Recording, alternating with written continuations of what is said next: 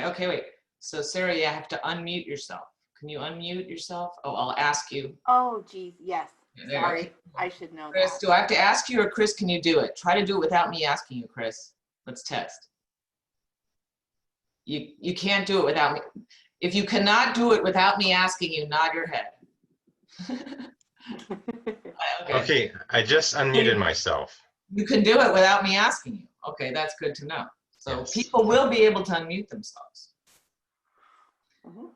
But Right. hopefully they won't. Okay, cool. So here we are. I made a little card, and so Sarah, do you want to run your PowerPoint from your thing? Because I think that would be best for Yes. you. Okay, so let's test that. Let me give you. I was just going to ask. Thank you.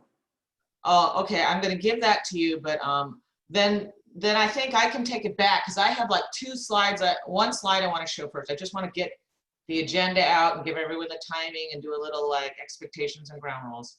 Then I just hand it over to you, and then you have 30 to 40 minutes. Okay, perfect. As we discussed. Okay, so now one participant can share at a time. Okay, do you have the thing on your screen that says share screen? Do you see that? Yes. Okay, click on that and see if you can share your screen now, because I think you can without me doing anything else. Yep. Let me know. Let me do that one. Share. Yeah. So okay. So now you're sharing your screen. So there you go. So that's good. You can see. Yeah. Let me make sure. Okay. Yeah. It's working. Okay. So wait, I'm going to stop recording. We're actually recording now. Wait. I'm going to stop sharing. Village. Okay. It takes. Did it say recording now? It is. Okay, cool. So we're all being recorded. If you're not comfortable with that, then you'll have to make another choice. So this is going to be recorded. Thank you again for coming to the inaugural meeting of what will be several educational town halls. But so we're going to start with our agenda today, which is reviewing the agenda. It's happening now. And we'll jump right into the expectations. So the expectations is today's agenda is specifically on the topic that was predetermined to be an overview of the process of citizen involvement in land use planning in Tillamook County. And we were very fortunate to have the subject matter expert with us here, Sarah Absher, and as you can see on the agenda, the predominant amount of time today will be spent on her presentation, which will be about this very specific topic, which is big in and of itself. And so she will tell you all the parts. I'm not going to get into her topic. But I can say that this land use planning process, and Sarah will probably describe it in further detail, and the citizen involvement part is going to occur over a multi-year period. Would we say that's accurate, Sarah? Yeah, so she'll describe it more later. So what we're about to introduce is going to go on for a while. And today is not even the start of it. It started, I don't know, before I got on board, maybe 6-8 months ago. Chris, when did you first form that meeting with Rand? It was back in February. Okay, so they officially started in February. I think I joined not shortly after that, shortly after that. So, okay, so just giving you an overview that this has just started and it's going to go on for years. So strap in for a long journey. So that's why I have in their future sessions. So just over the next 18 months, the committee, which is the Citizens Survey Committee, which is comprised of Chris and Rand, we're putting these webinars together, working with Sarah to educate the community on the process. And we anticipate that we're going to have about one of these town hall educational webinar sessions with very specific subject matter experts related to the topic for that day. We're going to have about one a month for the next 18 months. And each one is going to be recorded and then post to a community channel. So the citizens can review those all in preparation for your involvement in the planning process, because these topics are, there's breadth and depth to them. And I can say, as a pretty well-educated human, I know very little about most of these topics. And if I'm going to give any thought into my involvement on the plan, I need to be more educated, and so a lot of other people agreed, and that's why we're doing this. Okay, so that's expectations. Okay, now how to participate in Q&A. And Sarah, I'm going to ask you this question because we didn't get it answered. Do you want them to hold their Q&A to the very end, or are you okay with Chris fielding some questions from the chat as it goes on? What would you prefer? Either's fine with me. I'm happy to answer questions as we move along, especially if a deeper context will help everyone better understand what I'm talking about. So, Okay, yeah, great. So let's try this. So if you want, there's going to be two opportunities to ask questions. One is while Sarah is giving her presentation, if you would like to ask a question about something she's talking about now, of course, do not unmute your mic, because we're not going to accept verbal questions. Okay. What we are going to ask you to do is write your question to everyone in the chat room, and Chris Silkowski is going to look at those questions, and he's going to choose the ones that he thinks is most appropriate to ask Sarah at that moment. And we're just going to all trust and appreciate Chris for this task. Now, it is quite possible that your burning desire question will not get answered tonight. But we will have a list of all the questions, and if they were questions for Sarah, I will get the questions to Sarah. Okay. So your questions will be seen at some point. They might not all be addressed tonight. But we're going to do the best we can. But we want to open it up to, you know, what you guys are wanting to know about, because this is really unique stuff in the best possible way for a community, I think. So I feel very fortunate to be here. Okay. So then that's one way to participate while Sarah's talking. Another thing is once she does her half hour to 40 minutes, if there's not too many questions, you know, that could go on, you know. There is going to be a Q&A session, which will just be pure Q&A, but it's going to totally work the same way. You still put your questions up to the chat, and Chris and Rand get to pick them and ask Sarah. Okay, so there's that. Now we meaning the Citizens Committee, have 4 survey questions that we want to ask you. And what I'd like to do is, I think, Sarah, what I'd like to do is pepper these 4 questions, because they're polling questions. They're questions like, how long have you lived in Neskowin, and things like that. But there's only 4 questions. You know, like, how many meetings have you gone to? You know, that kind of thing. So we'd like to pepper them through your presentation. So if you could take 4 breaks and you could say, time for a poll question, I'll snap it up there. It'll take like less than a minute, and then we can move on. Does that sound cool with you, Sarah? Okay, now, if for some reason you're just rocking it, you're going all the way through your 30, 40 minutes and you don't get to the survey questions, no worries, because we'll do it right after your presentation and before the general Q&A. They're very quick. They'll take like less than 3 minutes for all 4 questions.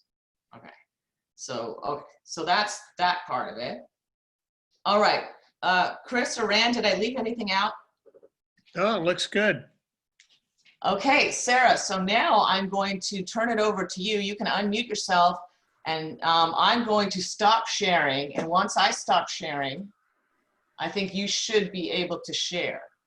Oh, there's everybody. Hi, everybody. Oh, hi. Yeah. Okay. Take it away, Sarah. Thank you. Good evening. Oh my goodness. I haven't seen some of you in so long. It is just wonderful to see everyone. And those of you that I have not yet had the pleasure of meeting, my name is Sarah Absher. I'm the director of the Tillamook County Department of Community Development. I want to see everyone, so my camera is here, but you are all here. So it's more important for me to look at you than to look into the camera, if you're okay with that, so I can see you guys. So I just want to say first, thank you so much for extending this opportunity to me to visit with all of you about the Oregon Land Use Program, and more specifically, how it relates to your community. I'm really excited about this opportunity because I would like to continue to do this type of outreach effort in other communities. So along with the survey questions, if you have any comments or feedback for me, I would really appreciate it. The plant behind me, the orchid, just so y'all know, I have the black thumb of death. It is not real, but I put it behind me because I think it's something nice and pleasant to look at. One of the things for me, I'll tell you tonight, will probably be the most dry session of our conversations. And I just want to preface the presentation tonight by saying that because I really want to see everybody come back for the next one. And so I promise there will be lively discussion, but there is a very dry technical element of planning. But I think it's important to go through this, especially this evening, because it's the foundation and the basis of the important project that we're all working on together.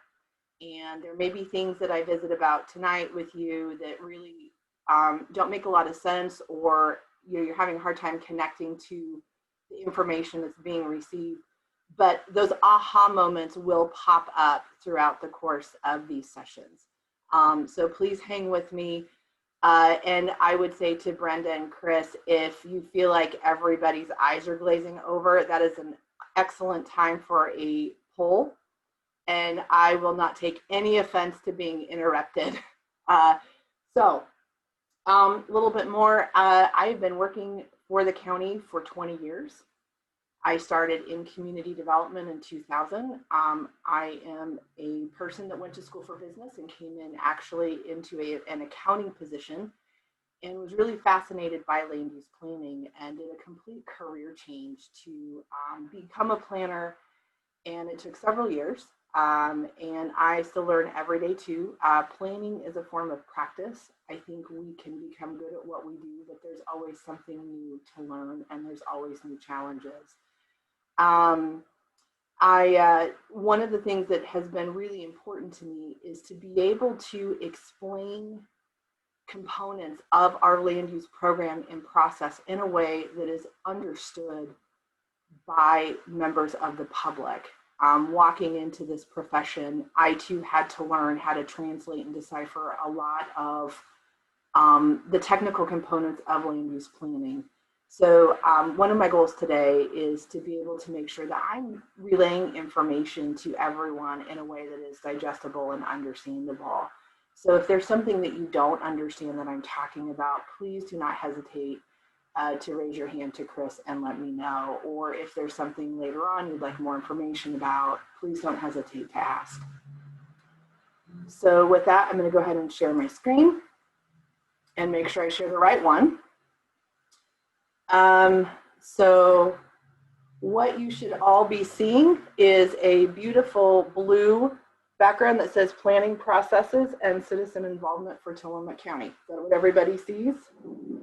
Okay, and you don't see anything else, right?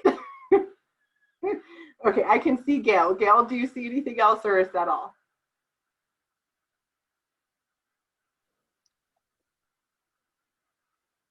Okay. Oh, no, you're still on mute. Okay. We see you, and we see you, and we see the blue thing. So I think we've got it. Excellent. Okay, perfect. Thank you. All right. So let's go ahead and move on. So planning timeline. I thought first it would be good to give a little bit of context and history about how we got here. A couple of fun facts. Oregon's land use planning process actually started in the late 1800s when the state of Oregon declared 30 miles of the public beach in Clatsop County as public highway. This was the groundwork for what we all know and love as the Beach Bill, and also was the groundwork for a larger discussion and idea and vision for Oregon that would preserve and protect Oregon's natural resources, but also balance into that strong economic development opportunities. So statewide planning goals were adopted by LCDC, which is the Department of Land Conservation and Development, in 1974 and 1976. Tillamook County's first comprehensive plan, which we're going to talk a little bit more about in a bit, was initially adopted in 1981. What makes our comprehensive plan unique in the state of Oregon is that the voters actually voted on and passed our comprehensive plan. Tillamook County ordinances date back as early as 1966 and 1969, but the ordinances that we still actually work off of today were adopted in concert with the Tillamook County Comprehensive Plan in 1981. The Neskowin Community Plan and implemented ordinances came around in 1999. So in 1971, the Oregon legislature adopted Senate Bill 10, which required that every city and county in the state must adopt a comprehensive plan that meets state standards, excuse me.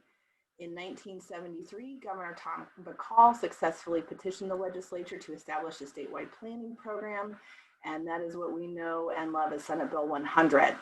With that, Senate Bill 100 created LCDC and DLCD. LCDC's first task was to adopt a series of statewide planning goals, and those are the 19 goals that we're going to talk a little bit more about today. Now, to give this a little bit more context, Senate Bill 10 required cities and counties to adopt a land use program through their comprehensive plan by the end of 1971. And an interesting fact about that was that if cities and counties did not comply, that the governor had the ability to actually make those decisions and develop a plan for them.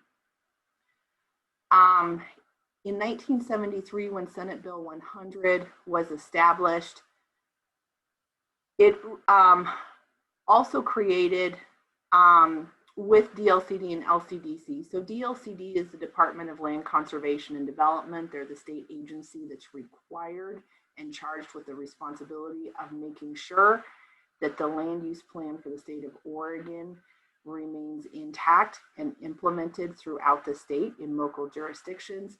LCDC looks over DLCD and is essentially our state rulemaking body for the land use system. With the passage of Senate Bill 100 in 1973, Oregon became the first state in the nation to adopt such a comprehensive and forward-thinking planning system. A couple of other statutes that fall in line with comprehensive plan planning, and this all goes back to our goal 1 and 2, which we're going to talk a little bit more about in a minute, but I just want to get some of the technical stuff out of the way. ORS Chapter 197 is part of Senate Bill 100, ORS Chapter 215, which is where we see a lot of our local zoning regulation implementation and procedures outlined. It also includes all of the restrictions for agricultural lands. And then ORS Chapter 92 is your subdivision, your subdivision law.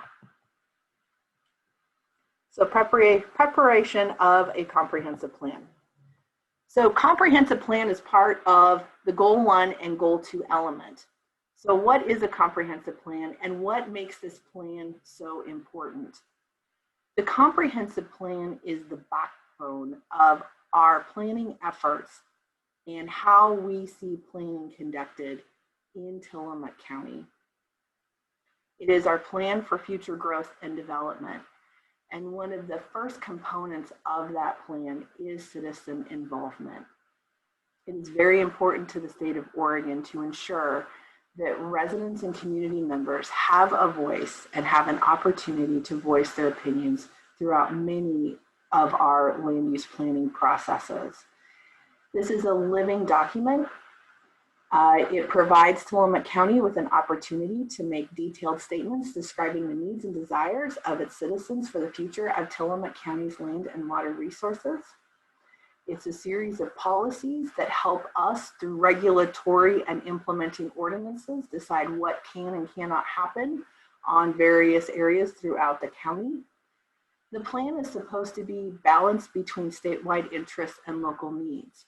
So what that means is with the 19 statewide planning goals, our comprehensive plan has to make sure that it is in compliance and consistent with those overarching 19 statewide planning goals.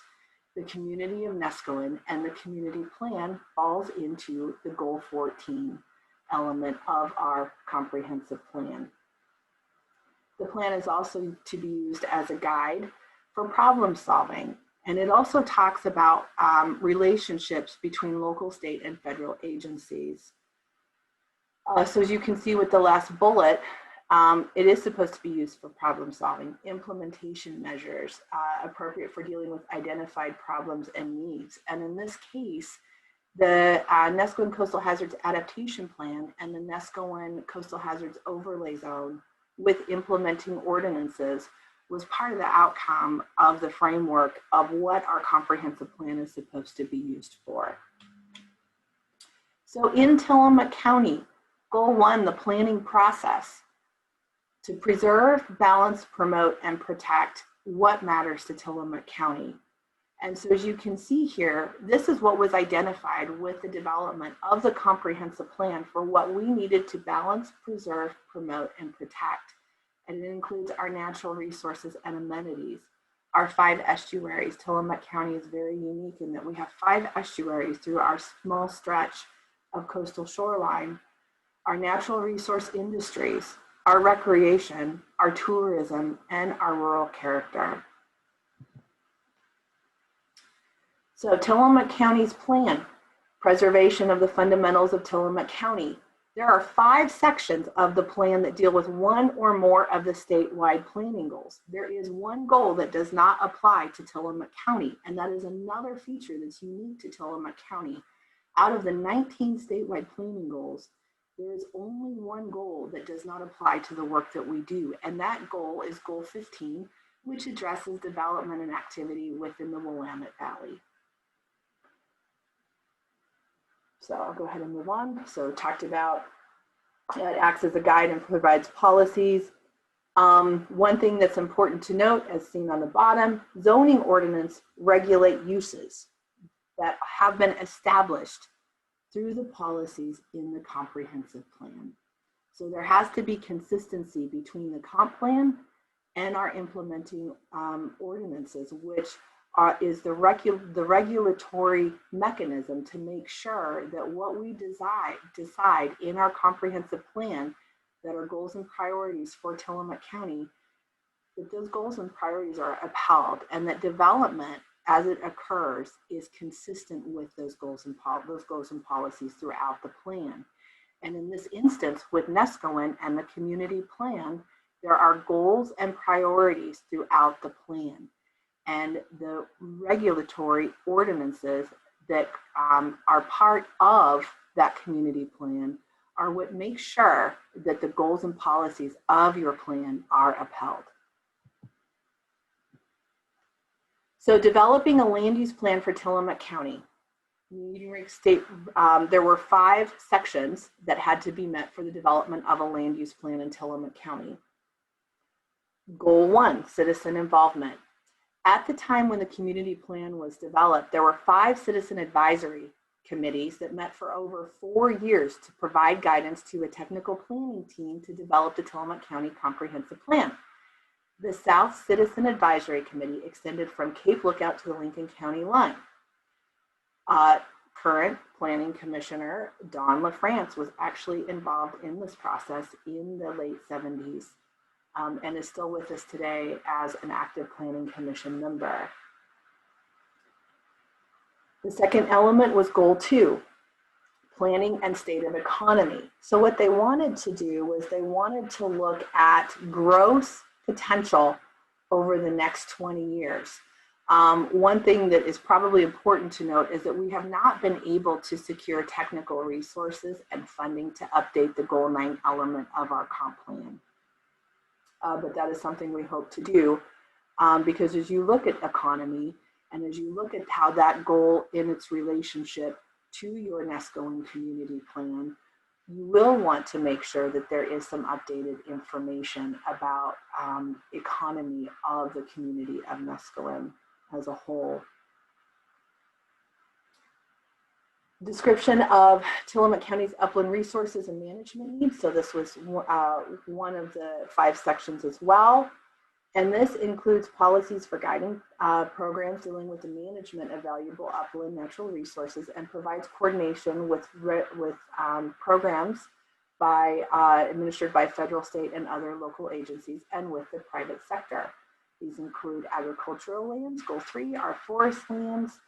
Goal 5 are open spaces, scenic and historic areas, and natural resources are areas that are inventoried that either can potentially prohibit development or have strict limitations to them. These include aesthetic resources, and these also include historic structures, which there are several in your area of South County. Goal 7, talking about natural hazards and disasters, which we will get into in a later session. And then also Goal 8, which is our recreational needs. The 4th section talks about a description of the county of Tillamook County's coastal resources. And these include goal elements 16, 17, 18, and 19. So estuarine, coastal, beaches and dune, and ocean resources. One thing that's important to note is that Tillamook County has not yet adopted a Goal 19 element into our comprehensive plan. This is something that we hope to do in the future, but again, it's largely dependent on technical and financial resources to help us develop that element. But the estuarine, the coastal, and the beaches and dune elements also apply to the community of Neskowin. You have estuarine. Yep. Sarah, can I interrupt you for a second? Some people are having trouble hearing the audio. Can you get closer to the mic? I would love to. Is that better? Yeah, that's better. Just be conscious of where the microphone is because we are recording this and it was just garbling a little. So I think this is better. I'm so sorry. Okay. I think it's better. I just don't want y'all to see my, yep. Okay. I think it's good. Okay. Back to you. Okay. Thank you. Yes, thank you so much, Brenda. So 16, 17, and 18 all do have relationships with development and with natural characteristics and features of the community of Neskowin. Most recently, one of the biggest undertakings and amendments that we did was, again, the adoption of the Neskowin Coastal Hazards Adaptation Plan, the Neskowin Coastal Hazards Overlay Zone, and implementing regulations for development within those areas. Lastly, the last section for comprehensive plan development and compliance includes planning and implementing policies for housing, public facilities and services, energy conservation, and urbanization. So again, in the urbanization element, that's where your community plan lies. The other goals are also very important to the community of Neskowin. Housing, as you know, we are experiencing a severe housing crisis. Public facilities and services, that's where we are looking at adequacy of these services to serve your community. This includes fire response, it includes water, it includes sewer, and it's making sure that the intensity and level of development does not exceed capacity of what services are available for your community. Citizen involvement. Okay, so I think the boring part's over. So we could do a poll here, and then I'm also happy to answer any questions about the comprehensive plan in and of itself in general, which was my commitment to the first 2 goals and explaining quickly how they are developed, but I'm happy to take questions too. Okay, great. Well, while you're thinking of questions, let's try a poll. Let's see if I can do the poll while you're still sharing your screen. It might not work, but let me try it. And if there's questions, people can post them. So far, no questions. Okay. I'm going to try a poll. Let's try it. Here's the first poll question. Launch. We might have to stop sharing. Do we have No, to well, stop no, let's sharing? try it. I haven't tried it. And you'll have about 30 seconds to answer. Yeah, you'll see it's pretty self-explanatory. Go. Do you see the poll? Yes, we do. Okay, take the poll. I'll give you 30 seconds. It's only one question. And it's anonymous, by the way.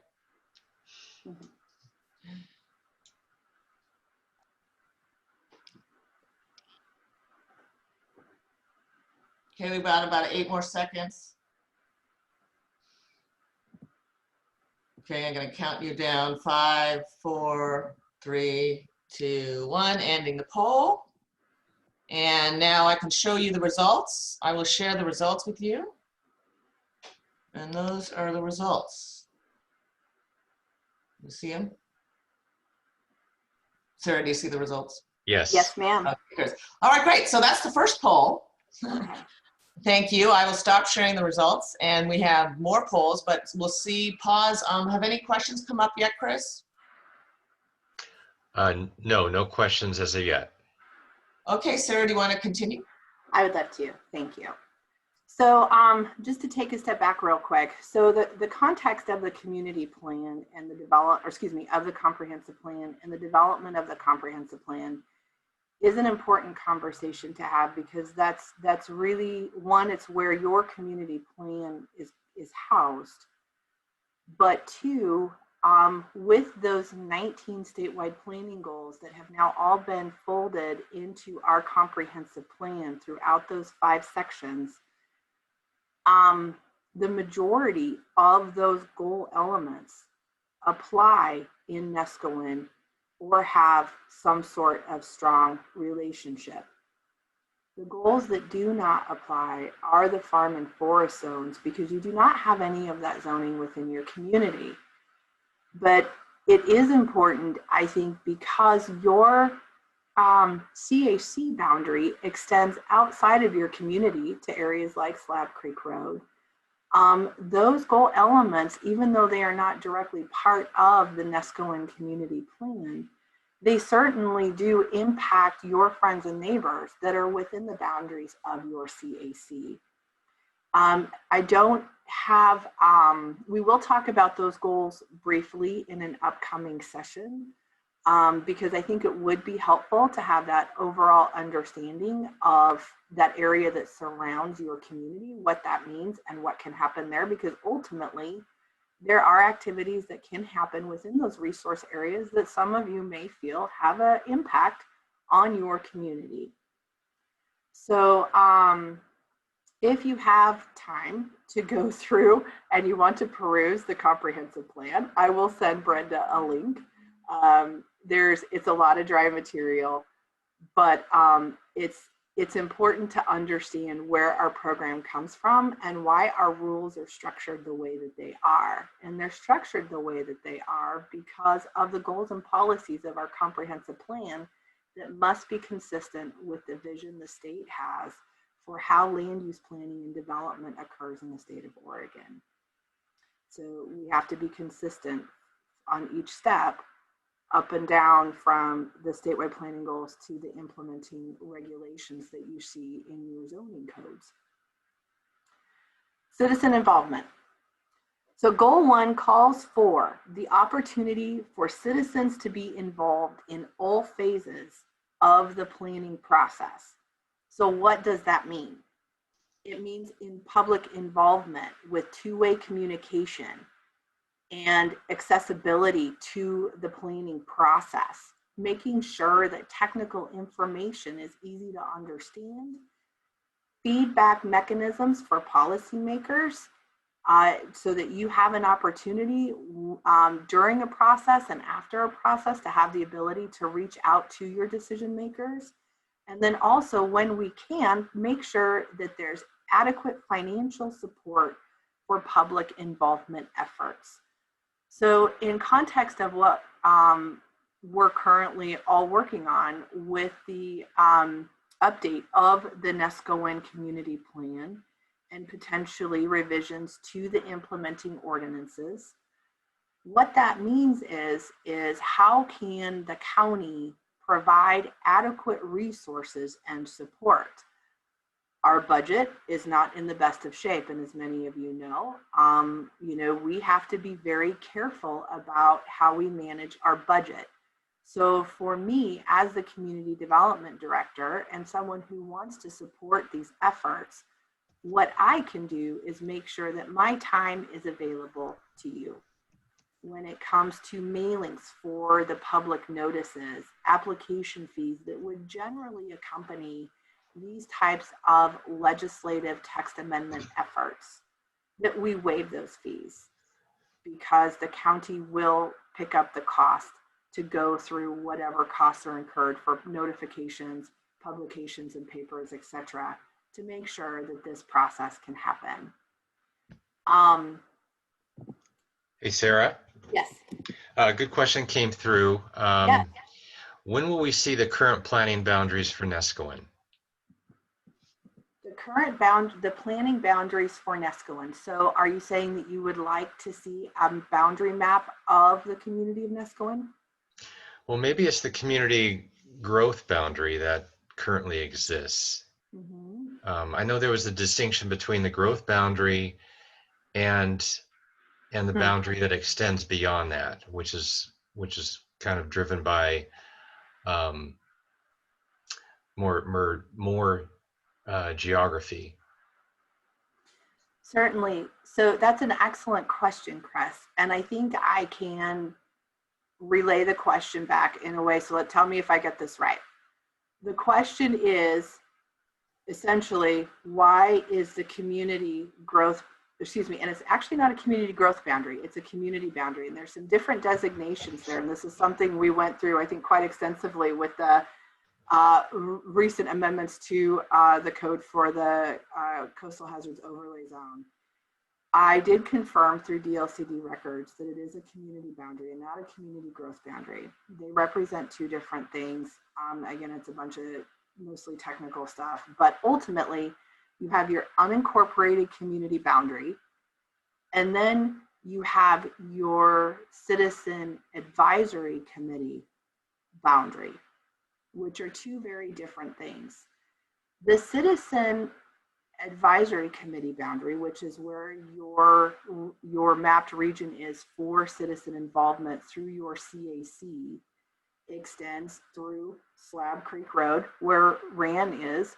Ran is not located in the community of Neskowin, but he is certainly a part of, and Ran, I'm using you because I know you and I feel comfortable doing this, so thank you for humoring me.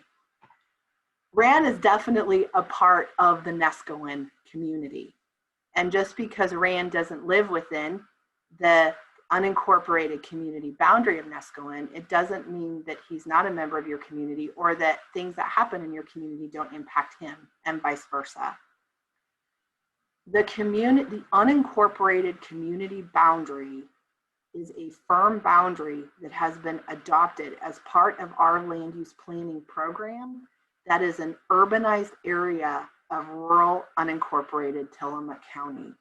There are special land use privileges within that unincorporated community boundary that do not extend outside of that boundary and up to Slab Creek Road where Ran is.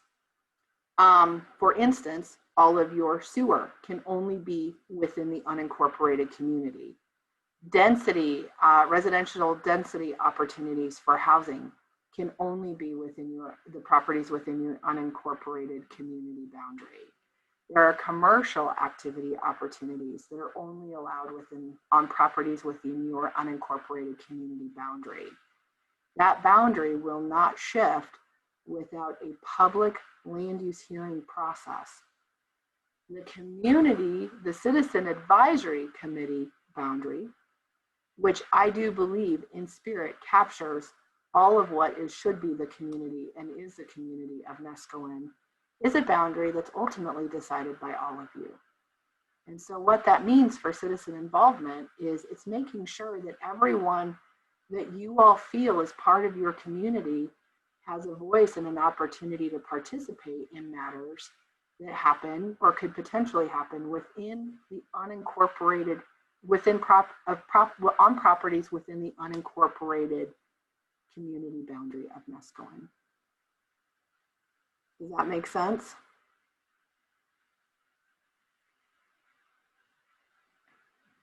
Oh, Yes, it does to me. Hopefully it does for Jean, who asked the question. Yeah, and it's really important. I remember we had that discussion before, so I'm glad that's on tape and we can refer to people it often.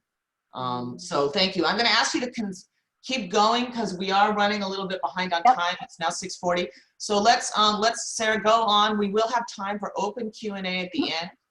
So let's try to keep going. Thank you. Thank you.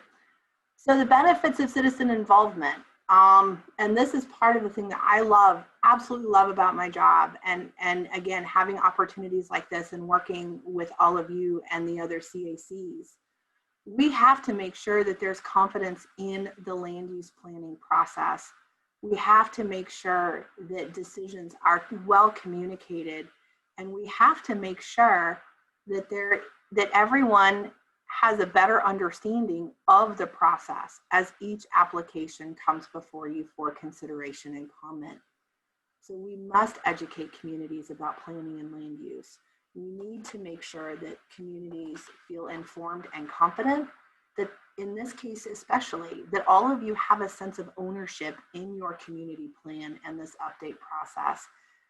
And as equally important, that there's accountability for people like me and decision makers, so that it is clearly demonstrated that regulations are being enforced as they're intended to be. So that gets back to, again, you have your community plan and your policies, but ultimately it's those implementing ordinances and regulations of your Neskowin RR zone, your R1, your R3, your commercial zone. You have a recreation management zone, that all of these zones and those implementing ordinances that regulate development, that they are being enforced and administered as they are intended to be. So strategies for citizen involvement in community plan update efforts. I thought this was a great chart, and I wanted to put credit, because I did not create this. This is in DLCD's Putting the People in Planning. But it's a spectrum of public participation. And in light of time, I'm not going to go into this too much, but it's the same goals, making sure that everyone is well informed, that they have an opportunity to be involved, that there's collaboration, and ultimately, and we don't get to see this with every land use application that comes into our office, but especially for plans and projects like this, that citizens and residents walk away feeling empowered by the project and the process. And that was another thing, again, I love the Neskowin Coastal Hazards Adaptation Plan project, because I felt like there was such a strong sense of empowerment by the majority of members of the community when that process was over. And that really should be our goal every time. So moving forward with Neskowin's community plan. This is a legislative. Can I interrupt you for a second? Yes. A question came through from Denny asking, after what happened in Tierra del Mar with Facebook, it's hard to feel like the community voice is heard. Can you speak briefly on how our plan can keep that from happening in Neskowin? Certainly. So that's a great question as well. And that's one that I have received often over the course of the last few months. When decisions are made, and it's going to be no different when the community plan update proposal starts going through the legislative text amendment process, which is a public process, just like the Edge Cable decision was.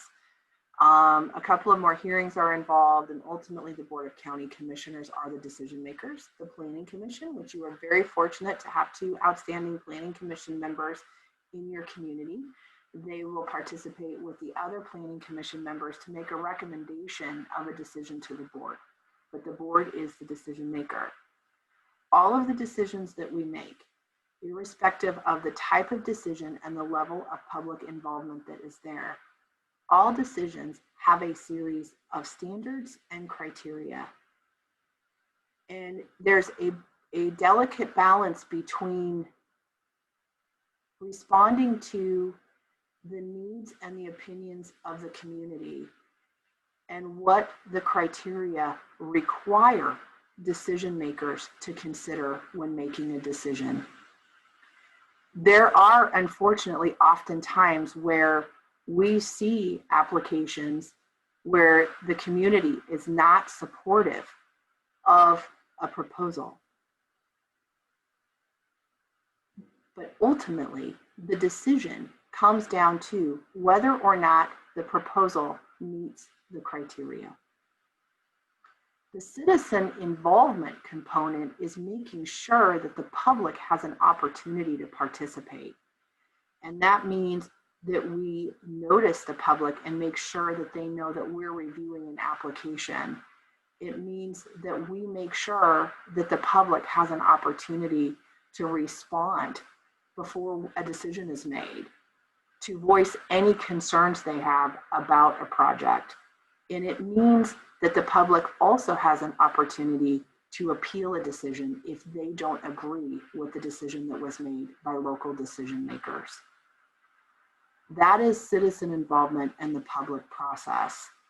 The most effective thing members of the public can do when responding to a notice that an application has been received and is under review is to make sure that the comments are directed to those criteria, because that is the bar in a review process and the standard that we are all held to, and that will not waver. And in the instance of Edge Cable, which it was tough. It was a tough application because, you know, like all of you, I work with them and I care about them, and I know our decision makers do too. But at the end of the day, the decision had to be made on the criteria. And LUBA, in their final order and opinion, because the public did go through their right to appeals, and we held multiple hearings with multiple opportunities for public comment throughout that process, LUBA upheld the county's decision and affirmed that the county had made the right decision based on the criteria. So some of these requests are difficult, and the outcome isn't always going to be favorable to everyone. But what keeps the process fair is, one, the opportunity for the public to participate, and two, everybody knows that these decisions are not based on personal opinion, bias, or popularity. They are solely contained within a set of criteria. Thanks, Sarah. One follow-up question on this topic. How much leeway will we have in determining outright and conditional uses in each Neskowin zone? That's a great question too, Chris. So one thing that everyone's going to have to be mindful of as we audit and look at the allowable uses and standards are property rights. So anytime there's a deviation from what is currently allowed, if you're going to take things away, then you start looking at a property rights issue and a potential takings. The mechanism to keep the public informed is what's called a Measure 56 notice. And so what that means is, as the community decides what should potentially be considered to stay as allowable uses outright and conditionally, what should be removed, if there are some uses that you think should be added because your community has changed over the last 20 years, your needs may be different. So that's one thing that you're going to want to look at, is what are our needs today and what is our vision for the next 20 years, and how do we make sure that the character of our community is preserved? Well, the answer to that are your goals and priorities in your community plan and your implementing ordinances that are going to be part of Article 3 of the Land Use Ordinance. So it's okay to talk about what should stay, what should go, or what should be added. But what everyone has to be cognizant about is that as we go through that process and propose those changes to the decision makers, the liability that could be involved with the potential takings if uses and rights that currently exist are proposed to be removed. Great. Thank you, Sarah.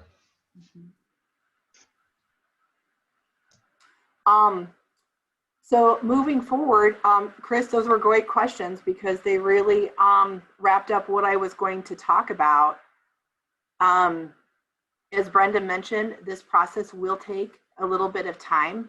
My goal and hope for all of us is that we have a finished project within the next 18 months, maybe 2 years. It depends on, how quickly the process evolves.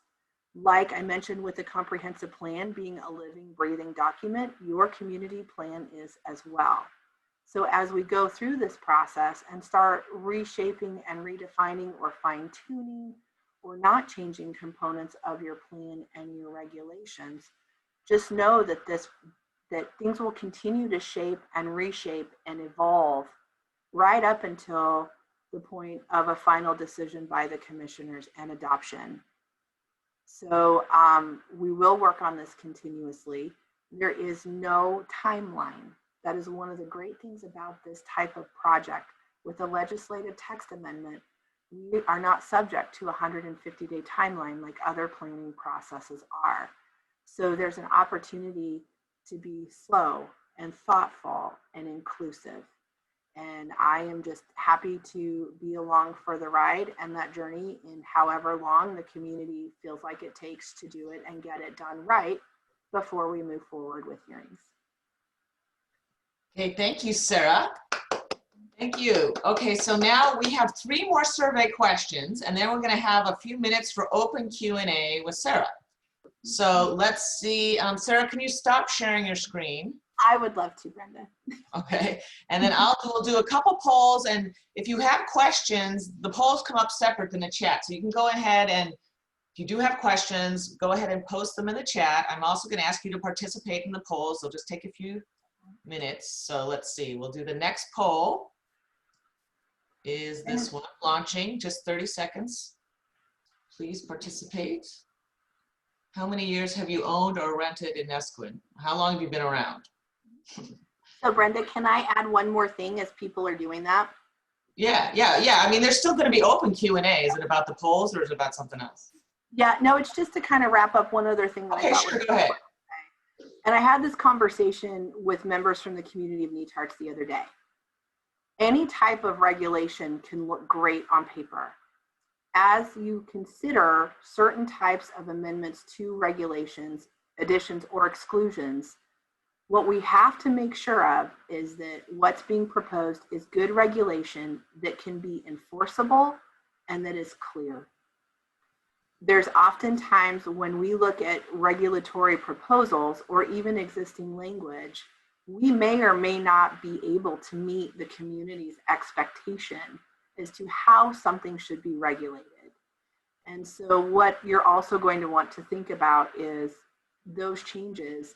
Do we all have the resources and the capacity to make sure that that regulation, if adopted, is carried out and implemented the way the community can count on it to be? Okay, thank you. And we still have time for Q&A at the end, but let me share the results. Thank you, Sarah. So are you all curious as to how many years you all been here? Yes. Here's the results. Wow. I don't think that's surprising, or maybe it is. Look at 16 people, 20 years plus. Awesome, you're lucky. All right, there's more polling. There's 2 more questions. Okay, stop sharing results, okay. Aren't these polls fun? Here's another one. This is fun.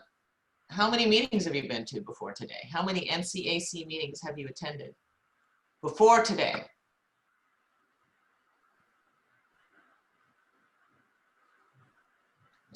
So yeah, we'll give it 25 out of 28, 3 of you, 20, 27. Okay, 1 person has not answered this question. It's probably me. Okay, I haven't figured out how to do the poll and answer at the same time. And so we're going to end this poll and we'll share the results. So that's pretty interesting. All right. And one more question, and then we'll have open Q&A. And here's about communication. How did you hear about the meeting? You can check as many as apply.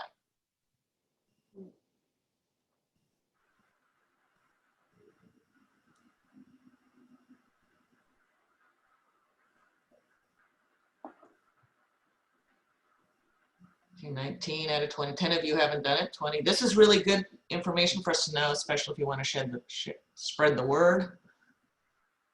25 out of 26. Maybe one or two more of you can answer this question. How did you hear about the meeting? Unless that's could be. Okay, cool. Here we go. We're going to end that one. And the number one answer is email from NCA. That's 16 out of 29. Everything got something. All right. So now we have a few minutes for open Q&A. Chris, are there any questions for Sarah? Don't have a question, but Gwen wanted to thank Sarah for her time and her commitment to the process.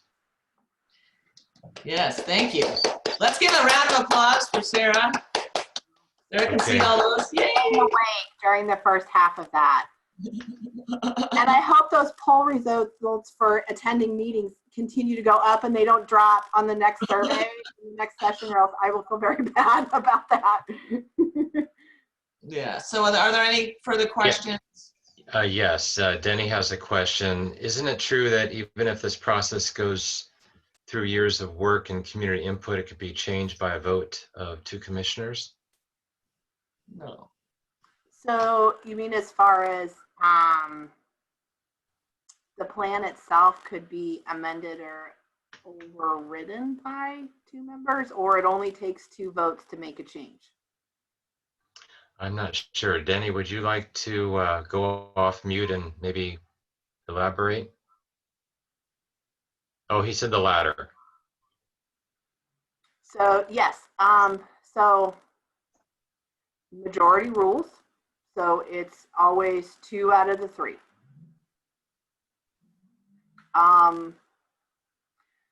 One thing I can offer is part of my job as well is to make sure that the commissioners are well informed. And that's very important to me because I think that that's one of the ways I can help ensure the integrity of this process.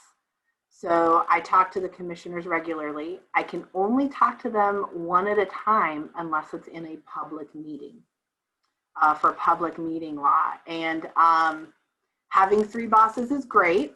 Having to repeat everything to all 3 bosses individually is also great. It takes a lot of time, but it is so worth it, especially in these processes. And I promise one of the things that I will do is to make sure that they are regularly updated and well informed of what is happening in this process so that by the time we get to the table for a decision that they are well informed to make a confident decision and you feel confident in the process and the decision that they made. Okay, we have a follow-up question on that. Can the commissioners approve changes to the plan that the CAC does not support? Yes, they can. But where those changes, doing this as long as I have never seen the commissioners change part of the land use planning program that was not necessary or that did not meet the criteria. One of the times where we've had to make changes to our land use planning program where they absolutely had to do it were things like FEMA regulations and the adoption of the new flood insurance rate maps. So FEMA came to us and said, you do this and you adopt these, or we're suspending all of the flood insurance policies in the county and you don't get any disaster funding relief. And you have 4 months to do it. Those are the situations where I've seen them take something and make a decision on something because ultimately because of our required compliance with the National Flood Insurance Program, we still had a public process, but ultimately it was something that had to be done. Again, I think they are a very thoughtful group of decision makers, and if it's an unfavorable decision by a community, that is usually because the criteria warrant a certain type of outcome. Okay. Yeah, a few of us have a request. Would it be possible to get a copy of the slide deck outside of the recorded webinar, so that way if we ever wanted to, find something in it, we could easily go without having to listen to the whole webinar? Yes, and that's Okay. what has quite a bit of text in it, is I was hoping then that way it would be a reference guide for everyone as well. Great. So Sarah, if I give it to Rand to post wherever, Rand, you post things for the NCAC, then that would be okay? Is that, because I have it. Okay, so I'll do that. And then I think you guys have a .org site, don't you, Chris? No, we use NCAC? NCA. We use NCA site. Yeah, okay. There's a link to NCAC through NCA. So we'll get it posted up there, if that's okay. Okay, so that'll happen. Give us a few days. Mm-hmm. Okay. Plus a link to the video, the recording, that's still going on. This is all being recorded. Keep going. We have time for a couple more questions, so if you have a burning question, now's your time to get it to Chris. Denny asked a follow-up question on the Facebook Tierra Del Mar matter. His understanding was that the zone change was opposed by every speaker at the town meeting with the commissioners. Certainly. So it was not a zone change. It was a conditional use request with a similar use determination. The county has treated any type of fiber optic installation as a utility installation. What made this process unique was that it went through a privately owned piece of property and not public road right of way.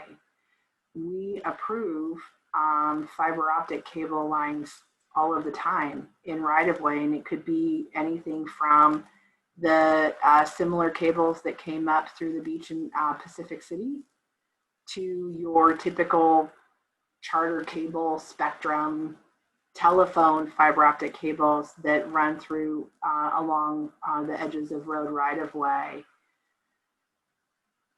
Again, that decision was made, it had to be made on the criteria to determine whether or not that development should have been approved. And yes, there was a tremendous amount of opposition from the community, and they were very vocal that they did not want it. And that did not fall on deaf ears. And where the community's concerns were addressed as best as they could be were through the conditions of approval that required Facebook to meet specific development standards and mitigation standards for construction of that and installation of that fiber optic cable through the property. But ultimately, again, it's not a majority opinion about whether or not somebody likes or does not like development. It gets back to the criteria and standards that determine ultimately if that development should be allowed. And the decision maker's job is to determine, based on the evidence in the record, whether or not the proposal meets the criteria. That's where the yes or no comes from. All right. Thanks, Sarah. Mm-hmm. We have time for, we have time maybe for one more question? Chris, was there another question that you think would be appropriate for today's meeting? And then I'll remind everyone that we're having many more meetings about many more topics. And that the idea to make these meetings the most effective is for them to be focused on the topic at hand. I know that there's a lot of things that people want to say, and there's a lot of ways you can get your voice heard, not all at this town hall. You have a variety of groups in town, the NCA, the NCAC. Please reach out to those folks to get your items discussed in those forums, because we really want to increase attendance. I mean, we had good attendance, I think up to 29 people here, but there's literally, I don't know, 600, maybe 1,000 people who are really the citizens. So to me, an N of 29, when I want to reach out to 1,000 is not that many. So in order for these to be productive, they have to be short, lasered, and focused. They are all being recorded. The polls were anonymous. I want to remind you of that. We are collecting that data, and the chat discussion will be recorded. And if you have any last minute questions, or you can put them into the chat, and we'll get those to Sarah. So last chance for any burning questions. Chris, anyone else? Just one additional question from Jean asking if we can post a PDF version of the community boundary map behind me to our website. So we'll get that done. Yeah, excellent. And I can help if you guys want some updated maps or a digital map layer of some kind. I'm happy to work with our GIS cartographer to get that to you. So, Okay. So we can get more maps. We can have them posted to the website. There will be a recording that will be also, the link will be posted. I want to make a plug for our future meetings. As I said that we're going to have about one a month. I can't guarantee it yet, but what I'm trying to get together for October is one on, wait for it, emergency management response. So it was initially going to be later on in the year, but because of the wildfires, and we all had our own experiences that I'm sure we want to share, we're going to create a crucible for that, and I'm hoping it's going to be in October. What we have coming up after that, and I'm really excited about this, is information about watersheds and what the Watershed Council does and how you can be involved and informed with that. That now is scheduled for November. Okay, so those are the next two hopefuls. As soon as I get firm dates, I will let the community know. You'll know in the same way you heard about this, and maybe broader. We are looking generally at Tuesday nights at 6 o'clock. And we're going to try to make that consistent. So that just a plug. Please tell your friends. I'm so happy that you were here. I want to give my colleagues first a shout out to them, Chris and Rand, for helping me plan this. And of course, Sarah, we're going to continue to thank you for, the next 3 years. So, but Chris or Rand, do you want to say anything to the group before we close out? Just one more question came through from Nancy asking, any prospective zoning change for being able to build a home on a lot that was zoned for a home when the lot was purchased in the 50s or other times? Would that be a conditional use permit, Sarah?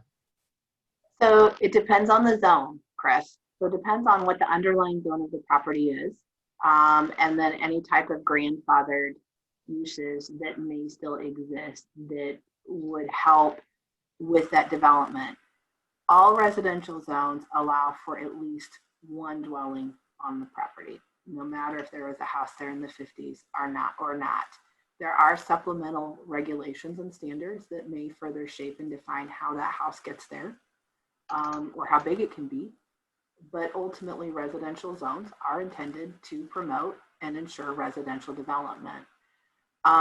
Moving forward with the community plan, one thing as far as the housing element goes and the housing crisis, Neskowin does have some great opportunities to look at residential development opportunities, and also look at things like accessory dwelling units or tiny homes or cottage clusters. If there's something like that that you guys are interested in considering that you think would be in line with the character of your community, those are certainly things that we can talk about to ensure that housing efforts and residential development can continue within your community.